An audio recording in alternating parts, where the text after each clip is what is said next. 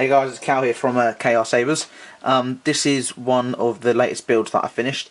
This is the Yun Saber, or I think Yun or Yun, I'm not too sure how you say it. But this was from a run by Force Relics.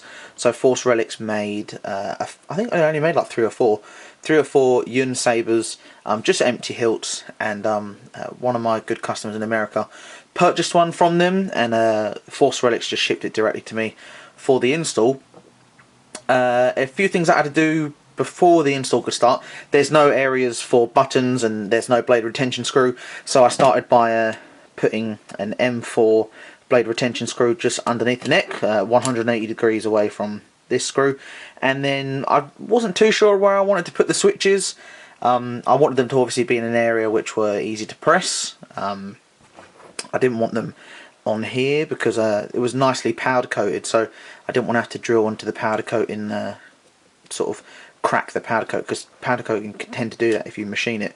But I decided to machine some aluminium switch hats, which you can see here if I just zoom in. So I made some aluminium switch hats, drilled 2 holes 90 degrees away from this greebly, and 3D printed some switch rings on my 3D printer to hold tactile switches underneath. So now I've got some really nice sort of aluminium switch hats there. I machined the switch hats on my lathe. Once again, there's the blade retention screw there. It's got a really deep blade socket, probably more than just looking at it now. If I just have a look, zoom out here, I think it's about at least 3 inches, or something. And then you've got this sort of nice spine at the back of it. I'll just zoom out a bit more. So it features a Prism sound module by Plecter Labs. A lot of you know that Plecter Labs is the sort of brand of soundboard that I like to use in my Sabers. We've also got a GOTH 3 Designs 3D printed chassis, which I painted black. Just printed it in white and sprayed it black. It's also got a 18650 3.7 volt battery and one of my 28mm bass speakers.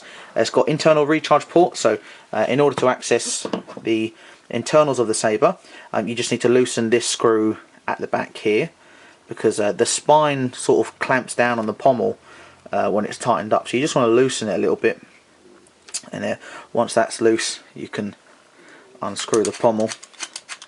So you can see where it clamped down and it previously actually marked the powder coat bit, but you don't see that because it's, when you screw the pommel, it's underneath the spine. So if you just unscrew it, it's a lot of threads, which is good. Always good to have the maximum amount of threads you can have when assembling Saber parts. Got an O-ring there for sound resonance. I'll do a video explaining sound resonance soon, because a lot of people ask me sort of how they can get better sound out of their Sabers. And then you just can see my bass speakers there. You just want to slam it down like that and then give it a little shake. You'll see the chassis will come out, which I'll zoom in on. So you've got the recharge port just there, and then you've got the Prism sound module with SD card access just underneath here. You can pop out some needle nose pliers. When you're done, you just push the chassis back in like that till it's flush. Get your pommel and screw that back on. So it's a very nice Saber. Force Relics always make very nice Sabers. In my opinion, personally, I think it's quite a large Saber. Some people like large Sabers, some people don't. I've always been a fan of sort of slimmer Sabers, but it's good, of course, if you want to have a two-handed grip. It's fantastic because you can definitely get 2 hands on here. But either way, machine quality is very nice. It came with the heatsink as well, which is always useful when it comes with a heatsink. So definitely check out Force Relics. I'll put a link in the description below. So you've got activation as the bottom button. So you can see what I mean about the sound resonance. That O-ring allows the air to have air in front of the speaker. And you've got blaster effects.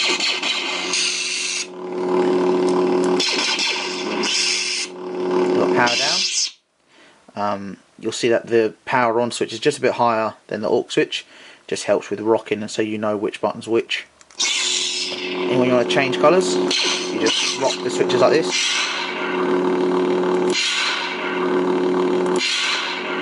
I'll do a blade demo soon anyway, but that was just to show sort of where the buttons were, how they worked, and then when you want to navigate through the menu, you just hold the button, press it again.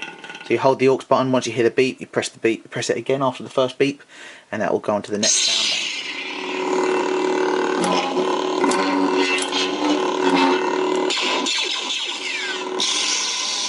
So it's extremely loud.